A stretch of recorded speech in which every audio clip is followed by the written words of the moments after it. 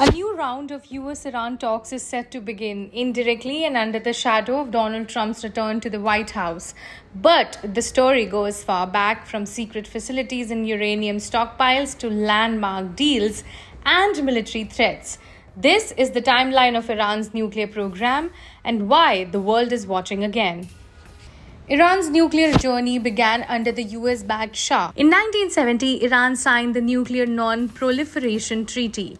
The US, Germany, and France helped set up nuclear infrastructure under the Atoms for Peace program. But everything changed after the 1979 Islamic Revolution. During the Iran-Iraq War, Tehran revived its nuclear ambitions, fearing chemical and nuclear threats from Saddam Hussein. The program remained secretive, and by the late 80s, Western intelligence began raising red flags. In the 1990s, Iran allegedly launched the Ahmad Plan, aimed at building nuclear weapons. In 2002, an exiled opposition group exposed two secret Iranian facilities, Natanz and Arak. The IAEA demanded inspections. Iran allowed some access, but tensions escalated. Between 2006 and 2010, Iran ramped up uranium enrichment. In response, the UN, EU, and US imposed sweeping sanctions. Israel and the US accused Iran of pursuing weapons under civilian cover.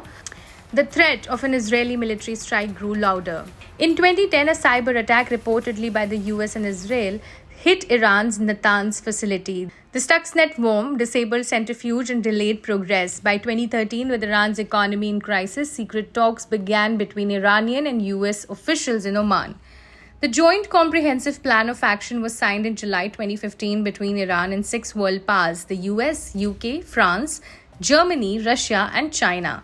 Iran agreed to limit uranium enrichment, ship out stockpiles, and accept intrusive inspections. In return, economic sanctions were lifted. It is a great honor for us to announce that we have reached an agreement on the Iranian nuclear issue. In May 2018, US President Donald Trump unilaterally withdrew from the JCPOA, calling it the worst deal ever. We will be instituting the highest level of economic sanction. Any nation that helps Iran in its quest for nuclear weapons could also be strongly sanctioned by the United States.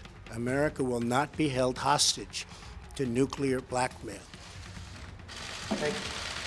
Mr. President, how does this make America safer? Sanctions were reimposed. Iran responded by breaching key limits of the deal step by step.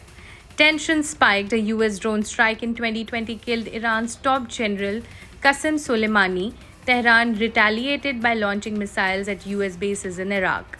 President Joe Biden promised to revive the deal. Talks resumed in Vienna, but by 2023 they collapsed over disputes and inspections, sanctions relief, and Iran's support for regional militias. Meanwhile, Iran enriched uranium up to 60%, close to weapons grade. Its breakout time, the time needed to build a bomb, shrank to weeks. In October 2024, Israel allegedly bombed Iran's Persian military site. Iran's nuclear stockpile grew further. The IAEA warned that it could not verify the peaceful nature of the program.